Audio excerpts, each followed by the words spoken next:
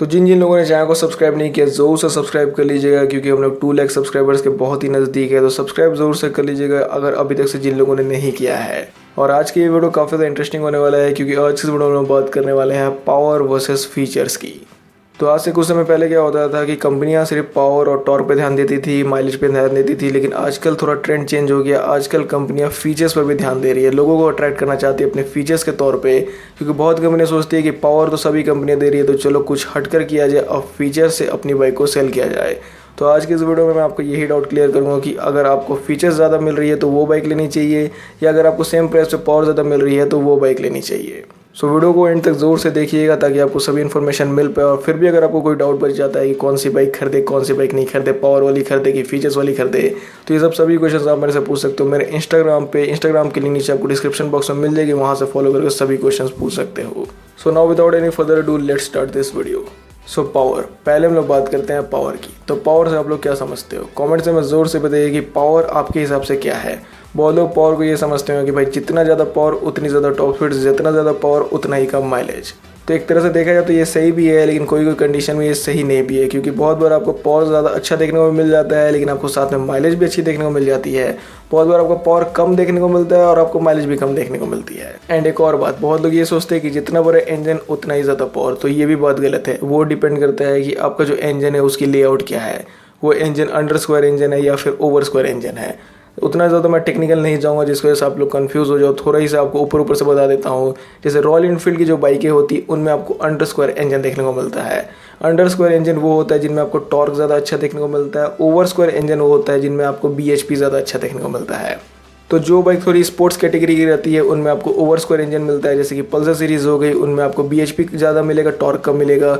वहीं royal Enfield की बाइकें पड़ी रहती है क्रूजिंग के लिए, मतलब उनको भगाने के लिए तो लोग बनाते हैं, मतलब कंपनी भगाने के लिए नहीं बनाती है, लोग तो भले ही भगाते ही हैं, तो उनमें आपको टॉर्क ज़्यादा देखने को मिलता है। तो ये मैंने आपको ऊपर का क्लियर कर दिया। वैसे इस पे मैंने एक डेडिकेटेड वीडियो बनाया था आज से 1-1.5 साल पहले, कंप्लीट मैंने आपको डायग्राम के साथ बताया था कि अंडर स्क्वायर इंजन के क्या फ़ायदे हैं, ओवर स्क्वायर इंजन के क्या फ़ायदे हैं। तो वाली वीडियो आप ज़रूर से चेकआउट कर लीजिएगा, मेरे प्लेलिस्ट सेक्शन ऑटोमोबाइल ज्ञान में आपको वहाँ से क्लियर हो जाएगा।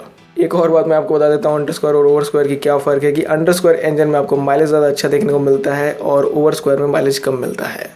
बस इसी रीज़न की वजह से क्लासिक 350 में आपको माइलेज ज़्यादा अच्छी देखने को मिलती है ड्यूक 250 RR 310 के कंपैरिजन से। बड़ी इंजन होने के बावजूद भी आपको माइलेज उसमें ज़्यादा देखने को मिलती है। तो यहाँ पे आप लोगों ने जान ही लिया है कि इंजन अगर बड़ा होगा तो ज़रूरी नहीं है कि माइलेज भी कम ही मिले। So again back to the topic, हम लोग बात कर रहे थे पावर पे। तो पावर को आप लोग डायरेक्टली डिनोट कर सकते हो BHP से। BHP का मतलब होता है ब्रेक हॉर्स पावर, और ब्रेक हॉर्स पावर भी अगर आपका बोलने में थोड़ा अजीब लड़कर आ रहा है तो यहाँ पे आप लोग डायरेक्टली बोलिए HP का मतलब हिंदुस्तान पेट्रोलियम, नहीं हॉर्स पावर। तो एग्जांपल के लिए हम लोग एक बाइक के इंजन को लेते हैं जिसमें कि 10 हॉर्स पावर है। तो 10 हॉर्स पावर से आप लोग क्या समझोगे, तो 10 घोड़े मिल के जितना पावर जनरेट करेंगे वही वाली इंजन आपको वो पावर जनरेट करके दे रही है, तो इसीलिए वहाँ पर हम लोग हॉर्स पावर को बोलते हैं। सो 10 HP मतलब हो गई 10 घोड़े की पावर। अगर 15 HP का इंजन है तो 15 घोड़े की पावर। और ये बात मैं ऐसे ही नहीं कह रहा हूँ, यही बात प्रूव है। मतलब जब HP की बात आती है तो हम लोग उसको हॉर्स से ही डिनोट करते हैं, इसी की वजह से हॉर्स आगे में लगाई है। सो पावर की ऊपर की मैंने आपको ग्लिम्स दे दी, लेकिन टॉर्क के बारे में उतना नहीं बताऊंगा, नहीं तो वीडियो पूरा टेक्निकल हो जाएगा, फिर आप लोग बोलोगे पूरा मूड ऑफ कर दे भाई पूरा टेक्निकल करके। तो बेटर है कि वीडियो को थोड़ा सा बेसिक और क्लियर रखते हैं, ताकि यहाँ पे आप लोग ये ना बोलो कि भाई पूरी ऑटोमोबाइल इंजीनियरिंग पर आती, तो इसीलिए उतना नहीं बात करेंगे टॉर्क की। फिर भी मैं आपको बता देता हूँ कि जो बाइक में अगर आपको टॉर्क ज़्यादा अच्छा मिलता है, जस्ट आप लोग मान लीजिए कि उसमें आपको पिकअप ज़्यादा अच्छी मिलेगी। टॉर्क का मतलब होता है आउटराइट एक्सेलरेशन, जितना अच्छा टॉर्क रहेगा उतनी अच्छी आपकी पिकअप मिल जाएगी।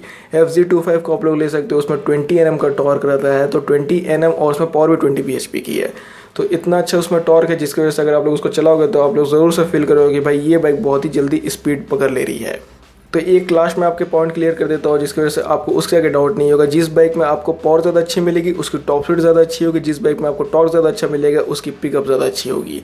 जैसे R15 को आप लोगों ने देखा है कि 150 सीसी में सबसे ज़्यादा उसमें आपको BHP मिलती है, पावर मिलती है, जिसकी वजह से उसकी टॉप स्पीड सबसे अच्छी है पूरी 150 सीसी में। और लीटर क्लास 1000 सीसी की जो सुपर बाइकें होती है उनकी जो टॉर्क रहती है वो भी 140-150 Nm से ज़्यादा रहती है, जिनकी वजह से उनका एक्सेलरेशन यानी पिकअप तो ज़्यादा रहता ही है, बट पिकअप से भी ज़्यादा कंपनियाँ ये कोशिश करती है कि भाई मेरी जो बाइक है वो दूसरी दूसरी कंपनी के बाइक से टॉप स्पीड में ज़्यादा भागेगी, इसीलिए टॉप स्पीड ज़्यादा देने के लिए कंपनी को BHP बढ़ाना पड़ता है। तो कोई भी सुपर बाइक या सुपर कार आप लोग देख लीजिए, उनमें आपको BHP ही ज़्यादा देखने को मिलेगी as compare to torque, because top speed matters them a lot. तो बहुत बक कर लिया हम लोगों ने पावर की, अब बात करते हैं थोड़ी सी फीचर्स की। आज का जो ट्रेंड है वो थोड़ा सा चेंज हो गया है। पहले कंपनियां खाली पावर खेलती थी, लेकिन अब आपके साथ फीचर्स भी खेल रही है। सबसे बड़ी फीचर्स की लिस्ट में जो प्लेयर अभी निकल के सामने आया है वो है TVS ऑटो लिमिटेड। तो TVS की बाइकों में, TVS की बाइकें हटा दीजिए, TVS की तो स्कूटर में भी आपको इतना फीचर्स मिल रहा है, शायद वो आपको कोई बाइक में भी ना मिले। फॉर एग्जांपल TVS की एंटॉर्क में आपको पता है कि पहली ऐसी वो स्कूटर थी जिसमें कि इंजन किल स्विच दिया हुआ था। फिर उसके इंस्ट्रूमेंट कंसोल को डायरेक्टली आप लोग अपने फ़ोन से पेयर करके एक्सेस कर सकते थे। तो उसमें फीचर्स काफ़ी ज़्यादा दी गई थी कंपनी की तरफ से। फिर कंपनी ने आपको 204V में राइड मोड्स ऑफर किए, RR 310 में राइड मोड्स, 4 राइडिंग मोड्स आपको मिलते हैं, राइड बाय वायर थ्रॉटल देखने को मिलता है, ब्लूटूथ कनेक्टिविटी देखने को मिलता है। तो आजकल फीचर्स हर कंपनियां बहुत ज़्यादा दे रही है। अभी R15 वर्जन 3 से वर्जन 4 में भी जब कंपनी ने अपनी R15 को अपग्रेड किया तो यहाँ पर भी फीचर्स का लिस्ट बढ़ गया, जहाँ पे आपको ट्रैक्शन कंट्रोल मिल रहा है, डिस्प्ले मोड्स मिल रहा है, ब्लूटूथ की फंक्शनिंग मिल रही है। सो ऑनेस्टली अगर मैं आपको बताऊँ तो ये सब सभी फीचर्स जो है मेरे को वेस्ट लगते हैं। जी हाँ, ये सब सभी फीचर्स मेरे को वेस्ट लगते हैं। अब आप लोग बोलोगे कि भाई ट्रैक्शन कंट्रोल को कैसे तुम वेस्ट बोल रहे हो? तो वेस्ट इसीलिए बोल रहा हूँ क्योंकि 150cc के लिए ट्रैक्शन कंट्रोल का कोई काम नहीं है। जी हाँ, ट्रैक्शन कंट्रोल का कोई काम नहीं है। ट्रैक्शन कंट्रोल एक है बहुत ही इंपॉर्टेंट फीचर। ट्रैक्शन कंट्रोल के बिना 1000cc वाली बाइक है सुपर कार जो ये आपसे चल जाएगी out of control. Traction control जैसा नाम ही सुन के आपको लग रहा होगा कि ये जो कार बाइक की ट्रैक्शन है उसको बनाए रखती है, उसको खोने नहीं देती है। अगर आप बहुत ज़्यादा हैवी एक्सेलरेट कर देते हो, बहुत ज़्यादा आपकी जो कार बाइक है वो आउट ऑफ कंट्रोल जाने लगती है, तो यही वो जो फीचर है आपको हेल्प करता है आपकी गाड़ी को आउट ऑफ कंट्रोल जाने से बचाने में। बट यहाँ पे अगर बात की जाए 150cc की, जहाँ पे आपको पावर मिल रही है 19 bhp की, तो ट्रैक्शन कंट्रोल का यहाँ पे कोई काम नहीं होगा। ये बात आप लोग माने चाहे ना माने, बट ये बात आप लोग खुद फील कर सकते हो अगर आप एक ट्रैक्शन कंट्रोल वाली बाइक चलाओगे 600cc की और उसी समय चलाओगे 150cc की। हाँ, मैं यहाँ कम्प्लीटली डिनाई भी नहीं कर रहा हूँ कि यामा ने ये फीचर देके बहुत बड़ा गलत कर दिया, पाप कर दिया। ये एक वेलकम मूव भी हो सकता है उन लोगों के लिए जो कि बहुत डरते हैं 150cc, मतलब एक तरह की स्पोर्ट्स बाइक चलाने से डरते हैं। तो उन लोगों को ये फीचर से कहीं ना कहीं हेल्प हो जाएगा, क्योंकि उनकी जो बाइक है आउट ऑफ कंट्रोल नहीं जाएगी। तो एक्चुअली यामा ने थोड़ा सा ट्विक कर दिया है लोगों के साथ, क्योंकि हर कंपनी देती है राइड मोड्स। राइड मोड से आप लोग पता ही होगा कि बाइक की जो पावर है उसको आप घटा सकते हो, बढ़ा सकते हो अपने हिसाब से। तो कंपनी ने सोचा कि भाई राइड मोड सब देता है तो मैं एक काम करता हूँ, ट्रैक्शन कंट्रोल दे देता हूँ, जिसकी वजह से जिन लोगों के लिए ये बाइक जाएगी आउट ऑफ कंट्रोल उनको हेल्प करेगा ट्रैक्शन कंट्रोल। हाँ, थोड़ा सा मैच वर्ड हो गया मैं जानता हूँ, लेकिन फिर भी कंपनी को यहाँ पे राइड मोड्स देना चाहिए था, क्योंकि R15 में राइड मोड्स नहीं आता है। अगर जिन लोगों को लगता है इसमें राइड मोड्स आते हैं तो ऐसा बिल्कुल भी नहीं है। This bike comes with display modes. जैसे Hyundai क्रेटा जिन लोगों के पास है उन लोगों को पता होगा, या फिर जिन लोगों ने चलाई उन लोगों को पता होगा कि उसकी ड्राइव मोड्स को चेंज करने से उसका जो इंस्ट्रूमेंट कंसोल का लेआउट है वो पूरा बदल जाता है। कभी रेड हो जाता है, कभी ग्रीन हो जाता है, कभी ऑरेंज हो जाता है। तो R15 वर्जन 4 के साथ भी यही है। तो इसके भी डिस्प्ले मोड्स में एक तरह से देखा जाए तो वही है। कलर वलर तो चेंज नहीं होते हैं, लेकिन कुछ फंक्शन आपको एक्स्ट्रा देखने को मिलते हैं, कुछ फंक्शन कोई डिस्प्ले मोड में कम देखने को मिलते हैं। अब ये जो वीडियो ये मैं कंप्लीटली रैंडम बना रहा हूँ, जिसकी वजह से इसकी डिस्प्ले मोड्स तो मेरे को याद नहीं है। ये वीडियो मैं कोई स्क्रिप्ट लेके बना नहीं रहा हूँ। इसके कौन कौन सी डिस्प्ले मोड्स थी वो मैं आपको के लिए कमेंट सेक्शन में पिन कर दूंगा, या फिर आप लोग कमेंट सेक्शन में बता दीजिएगा। उस बंदे की कमेंट को मैं लाइक और हार्ट दे दूंगा, दूसरे लोगों को भी उससे पता चल जाएगा कि कौन कौन से डिस्प्ले मोड्स है वर्जन 4 में। तो वो सब फीचर्स के मैं फिर से नाम ले लेता हूँ जो कि मेरे अकॉर्डिंग यूज़फुल लगते हैं, जैसे कि राइड मोड्स हो गए, स्लीपर क्लच हो गया, USD फोक हो गया, क्विक शिफ्टर हो गया, राइड बाय वायर थ्रॉटल हो गया, डुअल चैनल ABS हो गया, लिक्विड कूलिंग टेक्नोलॉजी हो गई। तो ये सब फीचर्स अगर आपको पावर के बदले कोई दूसरी बाइक में मिलती है तो आप लोग इस कंडीशन में फीचर्स के साथ वाली बाइक पे जा सकते हो, अगर आपको पावर से उतना मतलब है नहीं तो। लेकिन वहीं अगर एक बाइक में आपको ये सब फैसिनेटिंग फीचर्स मिल रहे हैं और वहीं दूसरी बाइक में आपको पावर भी अच्छी देखने को मिल रही है लेकिन थोड़ा फीचर्स कम मिल रहा है, तो मैं आपको बोलूँगा कि तब आप पावर वाली बाइक के साथ जाओ, क्योंकि एट द एंड मैंने आपको बता दिया ब्लूटूथ, डिस्प्ले मोड्स ये सब उतने काम के हैं नहीं जितना सुनने में लगते हैं। And now coming to the conclusion. अब यहाँ पे मैंने आपको बता दिया कि कौन सी फीचर्स आपके लिए यूज़फुल हो सकती है, कौन सी फीचर्स नहीं हो सकती है, पावर और माइलेज कब कब मैटर करते हैं, कब कब नहीं करते हैं।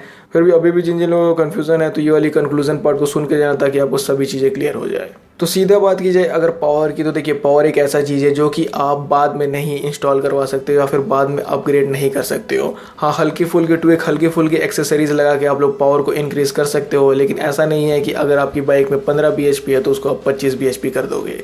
15 से ज़्यादा आप 17 कर दोगे, 17 से बहुत हो गया तो 18 कर दोगे, साइलेंसर चेंज मतलब एग्जॉस्ट चेंज करके, ECU अपग्रेड करके, एयर फिल्टर लगा के, तो ये सब मतलब परफॉर्मेंस एयर फिल्टर लगा के, तो ये सब करके आप हल्की फुल्की पावर अपग्रेड कर सकते हो। लेकिन हाँ 15 से 25 bhp नहीं होगा, इतना ध्यान में रखना। फीचर्स एक वैसी चीज़ है जो कि अभी अगर आपको नहीं मिले तो बाद में भी उसको इंस्टॉल कर सकते हो या फिर उसका सब्स्टिट्यूट ढूंढ सकते हो। जैसे अगर आपको अपनी बाइक में ब्लूटूथ नहीं मिल रहा है तो आप अपनी फ़ोन को ही उसके लिए मैप में यूज़ कर सकते हो। फ़ोन को मोबाइल होल्डर से यूज़ करके सभी चीज़ें ऑन द गो में ही एक्सेस कर सकते हो। डिस्प्ले मोड्स आपको उतना फ़ायदा नहीं देगा जितना कि आपकी बाइक में पावर ज़्यादा है तो वो देगा, क्योंकि एट द एंड बाइक चलाने से मतलब है। फीचर्स तो आपको बाद में भी मिल जाएंगी। हाँ, डुअल चैनल ABS को यहाँ पे मत काउंट कर लीजिएगा कि भाई डुअल चैनल ABS भी छोड़ के आ जाना, वो गलती मत करना।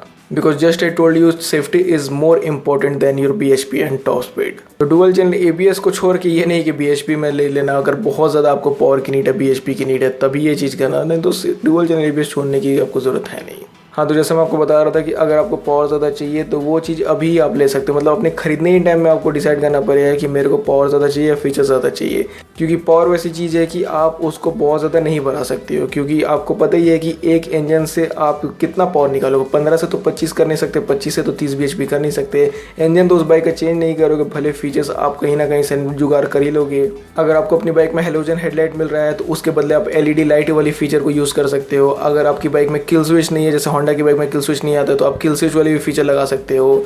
सिर्फ फीचर्स वैसी चीज़ है जो कि आप हल्का फुल्का सब्स्टिट्यूट से भी काम चला सकते हो, लेकिन पावर वैसी चीज़ है जो कि एक बार अगर आप लोगों ने ले लिया तो उसको आप लोग चेंज नहीं कर सकते हो।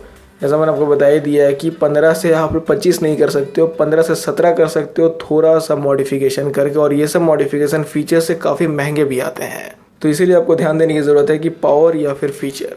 तो मेरे को लगता है कि आपको क्लियर हो गया होगा कि आपको परफॉर्मेंस वाली बाइक लेनी चाहिए या फिर फीचर वाली बाइक लेनी चाहिए।